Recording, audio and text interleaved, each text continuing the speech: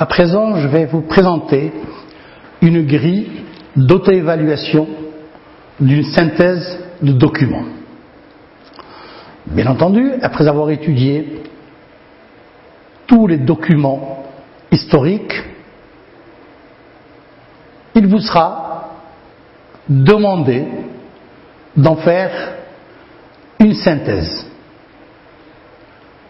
Maintenant, pour savoir si vous avez atteint votre objectif ou pas, je vous propose cet outil d'évaluation, d'auto-évaluation.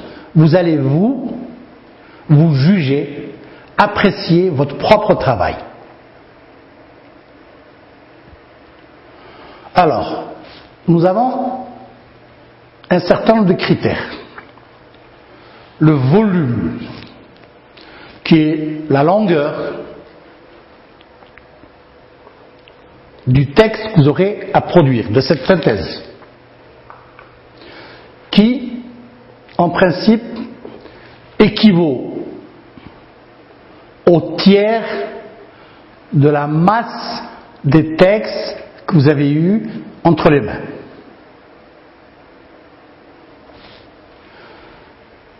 Autre critère, la pertinence. Est-ce que la synthèse que vous avez faite est jugée acceptable par rapport à ce qui vous est demandé? Troisième critère, l'organisation de votre production. Quatrième critère, la formulation. Alors, nous allons reprendre le volume de la production, c'est-à-dire la longueur du document final, est-elle conforme à la norme? Et on doit répondre par oui ou par non. Si c'est oui, je vais mettre une croix devant, dans la colonne des oui. Vous allez remarquer que la grille que je vous propose est dans votre livre, dans votre manuel scolaire, mais les deux colonnes oui et non, les deux colonnes d'appréciation, ne sont pas indiquées. Il va falloir les rajouter. Nous passons donc maintenant au deuxième critère, la pertinence.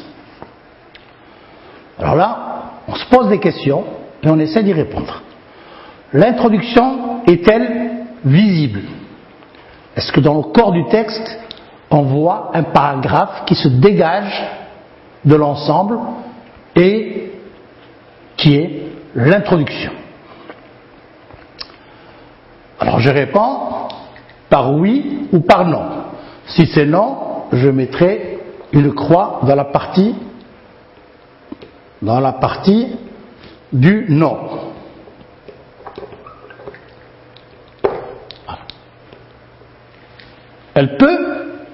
L'introduction peut avoir été omise par vous.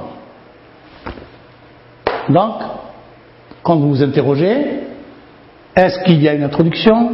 Est-ce qu'elle est visible? Vous mettez oui ou non. Si c'est non, vous mettez non.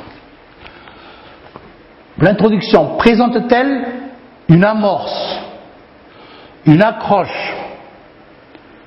Oui ou non. Est-ce que cette introduction présente une problématique?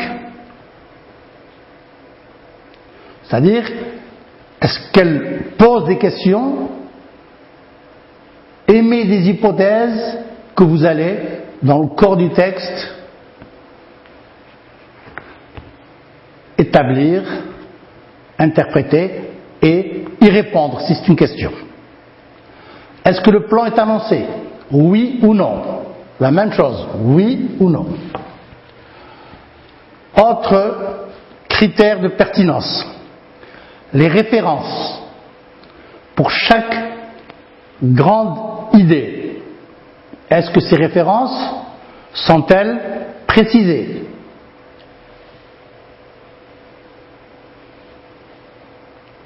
La synthèse est-elle rédigée à la troisième personne?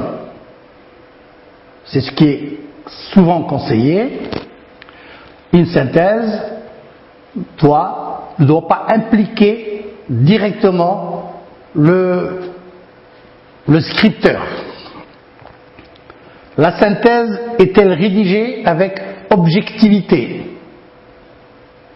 Est-ce qu'il y a ici un souci de neutralité? Oui ou non? La synthèse contient-elle des informations pertinentes, essentielles à la compréhension du tout? Et vous répondez oui ou non. Pour l'organisation, on peut se poser un certain nombre de questions de la même manière que pour les autres. Le plan est-il cohérent? C'est-à-dire, est-il acceptable? Est-ce qu'il est bien structuré? Est-ce que la structure du texte que vous avez écrit est apparente? Alors on répond oui, non. Les titres et les sous-titres sont-ils soulignés? Les parties du texte sont-elles marquées par des alinéas? L'alinéa, c'est quand on laisse quelques centimètres avant d'aborder un paragraphe. Les parties du texte, enfin, sont-elles équilibrées au niveau de la longueur? Est-ce que chacune des parties du corps du texte, en dehors de l'introduction et de la conclusion, chacune des parties correspond au niveau de la longueur aux autres parties pour former un tout cohérent et bien structuré? Maintenant, à propos de formulation, est-ce que à la fin de chaque paragraphe, il y a une synthèse partielle qui clôt ce qui a été dit et qui annonce ce qui va être dit dans le prochain paragraphe? Est-ce que les répétitions ont été supprimées? Est-ce que les phrases prises dans les textes sont mises entre guillemets? Puisque ce sont des citations, elles méritent des guillemets. Le sont-elles? Oui ou non? La ponctuation est-elle adéquate? Les rapports logiques sont-ils correctement exprimés? Le rapport de cause, le rapport de conséquence, rapport d'opposition, etc., etc. Les fautes d'orthographe, enfin, ont-elles été corrigées? Parce que souvent, on peut faire des fautes d'inattention. Quand on relit attentivement, on s'aperçoit qu'il y a une faute, ou s'il y a hésitation, nous allons consulter le dictionnaire pour les fautes lexicales, ou bien une grammaire quelconque pour les problèmes de syntaxe. Par exemple, problème des accords, problème du participe passé, employé avec avoir ou employé avec être.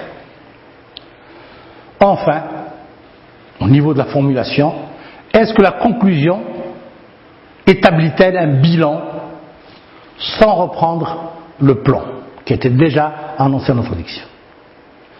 Voilà cette grille d'auto-évaluation. Maintenant,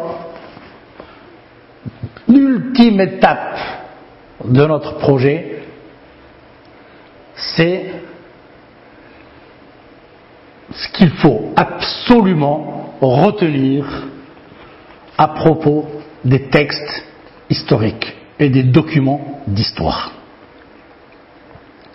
Alors, ce qu'il faut retenir dans un texte d'histoire avec un grand H, c'est que les faits peuvent être présentés sans référence à la situation d'énonciation.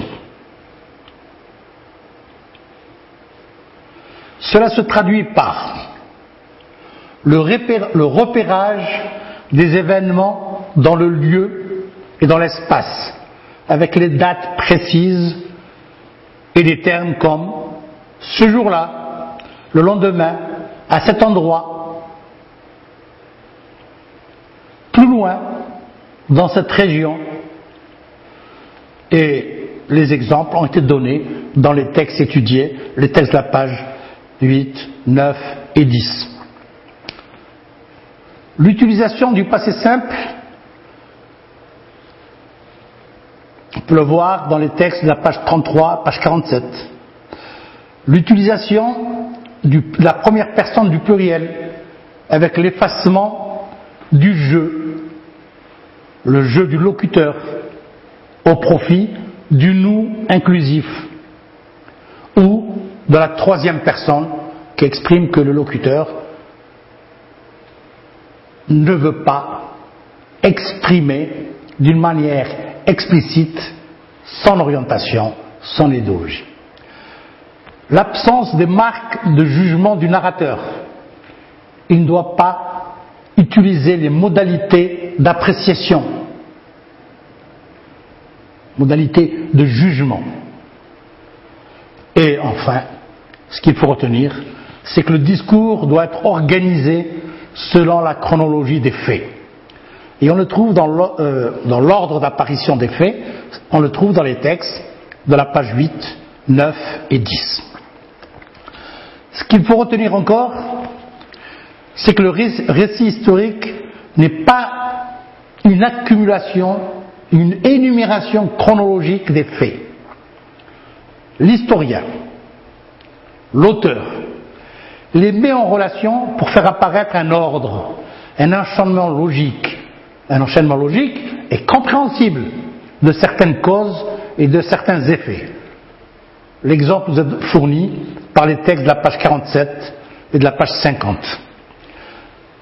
La relation des événements historiques, c'est-à-dire leur récit, intègre dans un discours narratif, un discours qui va narrer,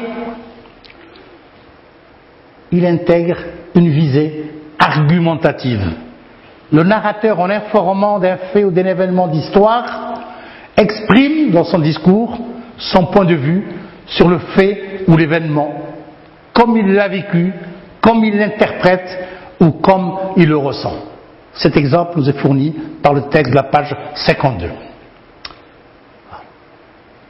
Voilà, c'en est fini pour le projet 1.